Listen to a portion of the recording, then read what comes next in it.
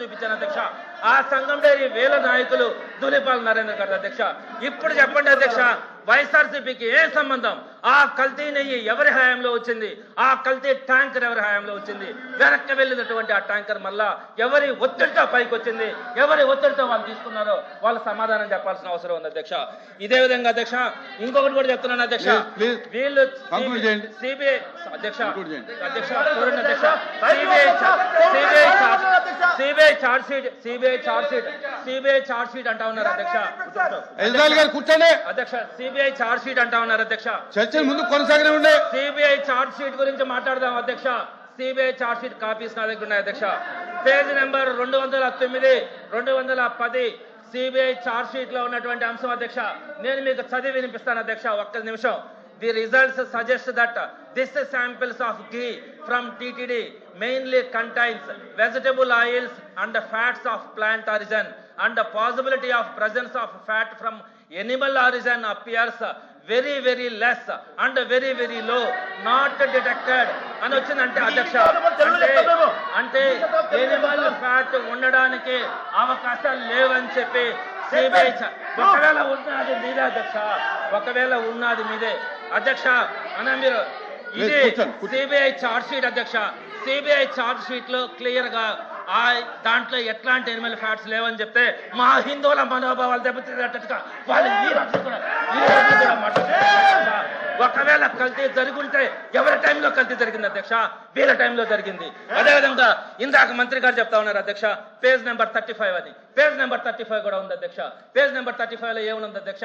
CBI charge sheet లో ఎవరైనా కూడా ఒక ఎంక్వైరీ చేసేటప్పుడు ఎవరో ఒకరు కంప్లైంట్ ఇవ్వాలి అధ్యక్ష. వీళ్ళ జిఎం టిటిడి జిఎం మురళీకృష్ణ గారు ఒక కంప్లైంట్ ఇచ్చారు అధ్యక్ష. ఆ కంప్లైంట్లో ఏం రాశారు? ఎన్డీడీబీ రిపోర్ట్ ప్రకారం దీంట్లో ఎనిమల్ సంథింగ్ ఎనిమల్ ఫ్యాట్స్ కూడా ఉన్నాయి, మీరు విచారణ చేయించండి అని చెప్పి రాశారు అధ్యక్ష. సిబిఐ దాన్ని మెన్షన్ చేసి ఫైనల్ రిపోర్ట్ లో దాంట్లో ఎనిమల్ ఫ్యాట్ లేదని చెప్పింది. వీళ్ళు ఇచ్చిన కంప్లైంట్, ఆ కంప్లైంట్ ని సిబిఐ మెన్షన్ చేస్తే అది సిబిఐ రిపోర్ట్ అని చెప్పారు. అది సిబిఐ రిపోర్ట్ అని చెప్పారు అధ్యక్ష.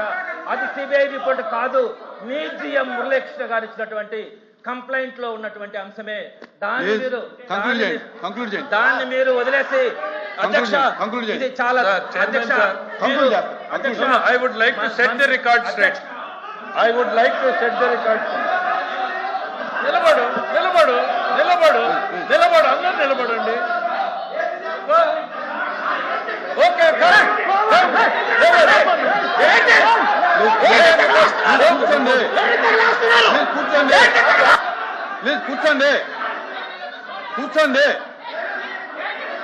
కూర్చోండి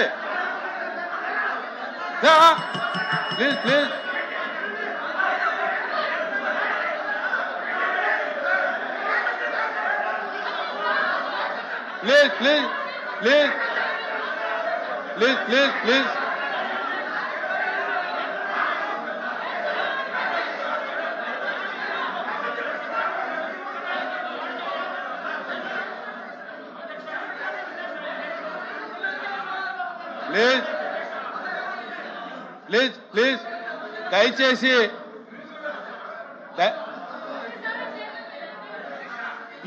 ప్లీజ్ 1 minute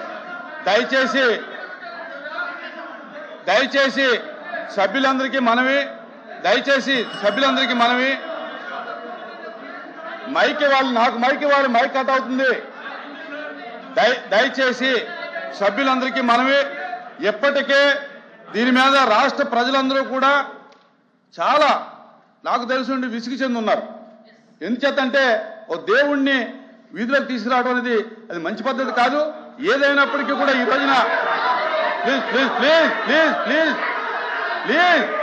దయచేసి ఎప్పటికీ గవర్నమెంట్ డిస్కషన్కి ఒప్పుకున్నది కనుక అందరూ సజావుగా మర్యాదగా దేవుడి యొక్క ప్రతిష్ట పోకోకుండా చర్చ జరగాలని చెప్పి ఇరు వర్గాలని కూడా నేను మనవి చేసుకుంటా ఉన్నాను.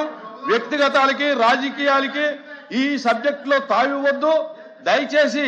ఇది మనం అందరి యొక్క మనోభావాలు, హిందువుల యొక్క మనోభావాలు కనుక గౌరవంగా చర్చని గౌరవంగా కొనసాగించండి. ఎవరైతే తప్పు చేశారో వారికి ఖచ్చితంగా చట్ట ప్రకారంగా శిక్ష పడుతుంది కనుక ఇక్కడ ఎవరు కూడా వ్యక్తిగతాలకు వెళ్ళి సభా మర్యాదని సభ్యుల యొక్క మర్యాదని మరి ఒకళ్ళు కించపరచుకోవద్దని చెప్పి మర్యాదగా మాట్లాడుకోవాలని చెప్పి నేను సభకి మనవి చేసుకుంటా ఉన్నాను. ప్లీజ్. థ్యాంక్ యూ చైర్మన్ గారు, మీరు ఇచ్చినటువంటి సలహాని దయచేసి మాట్లాడేటువంటి సభ్యులు అందరూ కూడా దృష్టిలో పెట్టుకోవాలి. నేను అన్నది వాస్తవాలు మన కళ్ళ ముందు ఉంటే సభని వక్రీకరించే ఎట్లా అధ్యక్ష? మెంబర్ చెప్పిన దాన్ని I have to set the record straight. Sir, page number 35 of charge sheet లో ఏముంది sir? TTD Tirumala Tirupati Devasthanam received the NDDB CALF report, test reports on 16/7 and 23/7 report respectively, which show ghee adulteration with vegetable and animal fat. NDDB report ఇచ్చింది అంటే మీ సుబ్రహ్మణ్యం ఇచ్చాడు, మీ TTD employee ఇచ్చాడు, మీ ముఖ్యమంత్రి చెప్పాడు. ఈ సత్యదూరం కాదు అధ్యక్ష. వీళ్ళకి ఓపిక ఉంది అని అంటే అధ్యక్ష NDDB రిపోర్ట్ కూడా చదివి వినిపిస్తాను అధ్యక్ష. ఇట్లా మిస్లీడింగ్ చేయొద్దు. ప్లీజ్. త్రిమూర్తి గారు 1 minute. త్రిమూర్తి గారు ఏంటి మీరు మాట్లాడతారు? త్రిమూర్తి గారు ఏంటి? ఉండండి. త్రిమూర్తి గారు త్రిమూర్తి గారు మీరు ఏం మాట్లాడాలి సార్? అధ్యక్ష కాదు, దయచేసి సభను మర్యాదగా నడిపించండి. సార్ వాళ్ళు మంత్రులు మాట్లాడేటప్పుడు చైర్ మీద అపారమైనటువంటి గౌరవం ఉందంటారు. మీరు ఇచ్చింది రూలింగ్ ఒప్పుకుంటున్నాం అంటారు. మాట్లాడుతుంటే మా సభ్యులు మాట్లాడుతుంటే వాస్తవాలు బయటికి వెళ్తున్నాయని చెప్పేసి మాట మాటకి మంత్రులు లెగిస్తే ఇంకే రకమైనటువంటి సమాధానం చెప్పాలి. ఏమిటిది? లేకపోతే వాళ్ళు ఒక రాసిత్యమాన్ని చదివేస్తారు. వాళ్ళు ఏదో రాసిత్యమాన్ని చదివేస్తారు. చంద్రశేఖర్ రెడ్డి అధ్యక్ష వాళ్ళు అరిసి చంద్రశేఖర్ రెడ్డి వాళ్ళకి దండం పెడతారు అధ్యక్ష. కొద్దిసేపు కూర్చుంటే మాట్లాడతాం అధ్యక్ష. చంద్రశేఖర్ రెడ్డి 35వ పేజీలో ఏమనుంది అధ్యక్ష? మురళీకృష్ణ గారు ఇచ్చిన కంప్లైంట్ అధ్యక్ష. అది NDDB రిపోర్ట్ కరెక్టే. సరే అధ్యక్ష, మీరు కూర్చోండి అధ్యక్ష. తర్వాత అధ్యక్ష ఆయన సమాధానం చెప్పచ్చు అధ్యక్ష. ముందు వినండి సార్, దండం పెడతాం సార్, మీకు వినండి సార్, ప్రజల బాధ సార్. తర్వాత అధ్యక్ష సిబిఐ ఛార్జ్ షీట్ లో మీరు తమరు రూలింగ్ ఇచ్చారు అధ్యక్ష. ఇది పవిత్రమైనటువంటి సబ్జెక్టు, దీని మీద ప్రజలందరూ అనుకుంటున్నారు. మీరు రూలింగ్ ఇచ్చారు అంటూ సంబంధం లేని విషయాలు, వ్యక్తిగత విషయాలు తేవద్దని చెప్పి మీరు ఇప్పుడు చెప్పారు అధ్యక్ష. తిరుమల తిరుపతి లడ్డు కల్తీకి, హెరిటేజ్కి అసలు ఏమాత్రం సంబంధం లేకుండా ఆ ఇష్యూని ఇక్కడ తీసుకొచ్చి డైవర్ట్ చేయడం ఎంతవరకు సబ్ అధ్యక్ష? ఎంతవరకు సబ్జెక్ట్ అధ్యక్ష? చెప్పండి మీరు. ఏం ఆధారం అధ్యక్ష?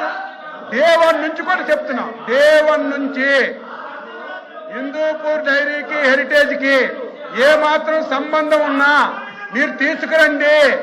హెరిటేజ్ ఒక నిర్ణయం తీసుకుంది.